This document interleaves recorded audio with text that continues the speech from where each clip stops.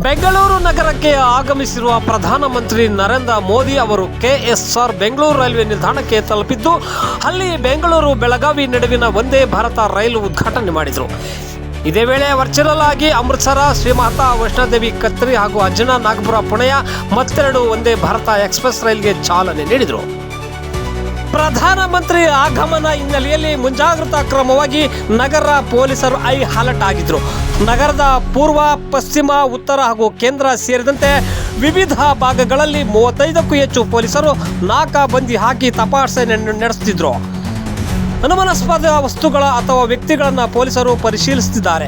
ಹೆಚ್ಚಿನ ಸಂಖ್ಯೆಯಲ್ಲಿ ಸಾರ್ವಜನಿಕರು ಜಮಾವಣೆ ಹಾಗೂ ವಾಹನ ಸಂಚಾರ ಹೆಚ್ಚಳವಾಗುವ ಸಾಧ್ಯತೆ ಇದ್ದು, ಸಂಚಾರ ಹಿತದೃಷ್ಟಿಯಿಂದ ಕೆಲ ಮಾರ್ಪಾಡುಗಳನ್ನು ಪೊಲೀಸರು ಮಾಡಿದ್ದಾರೆ. ಬೆಂಗಳೂರಿನ ಮಾರೇನಹಳ್ಳಿ 18ನೇ ಮುಖ್ಯ ರಸ್ತೆಯವರೆಗೆ ಹಾಗೂ ಮಾರೇನಹಳ್ಳಿ ಈಸ್ಟ್ ಎಂಡ್ ಮುಖ್ಯ ರಸ್ತೆ ಜಂಕ್ಷನ್ನಿಂದ ಅರವಿಂದ ಜಂಕ್ಷನ್ವರೆಗೆ ಬೆಳಗ್ಗೆ 8:30ರಿಂದ ಮಧ್ಯಾಹ್ನ 12:30ವರೆಗೆ ಸಂಚಾರ ನಿರ್ಬಂಧಿಸಲಾಗಿದೆ. ಬೆಳಗ್ಗೆ 9:30ರಿಂದ 2:30ವರೆಗೆ ಸಿಲ್ಕ್ ಬೋರ್ಡ್ ಕಡೆಯಿಂದ ಎಲೆಕ್ಟ್ರಾನಿಕ್ ಸಿಟಿ, ಎಲಿವೇಟೆಡ್ ಫ್ಲೈಓವರ್ ಮತ್ತು ಹೊಸೂರು ರಸ್ತೆ ಮೂಲಕ ಹೊಸೂರು ಕಡೆಗೆ, ಹೊಸೂರು ಕಡೆಯಿಂದ ಬೆಂಗಳೂರು ನಗರದ ಕಡೆಗೆ ಎಲೆಕ್ಟ್ರಾನಿಕ್ ಸಿಟಿ 1ನೇ ಹಂತದ ಇನ್ಸ್ಟಿಟ್ಯೂಟ್ಸ್ ಅವೆನ್ಯೂ, ವೇಲಂಕಣಿ ರಸ್ತೆ, HP ಅವೆನ್ಯೂ ರಸ್ತೆ ನಿಗದಿತ ಅವಧಿಯಲ್ಲಿ ವಾಹನ ಸಂಚಾರ ನಿರ್ಬಂಧಿಸಲಾಗಿದೆ ಎಂದು ಪೊಲೀಸರು ತಿಳಿಸಿದ್ದಾರೆ.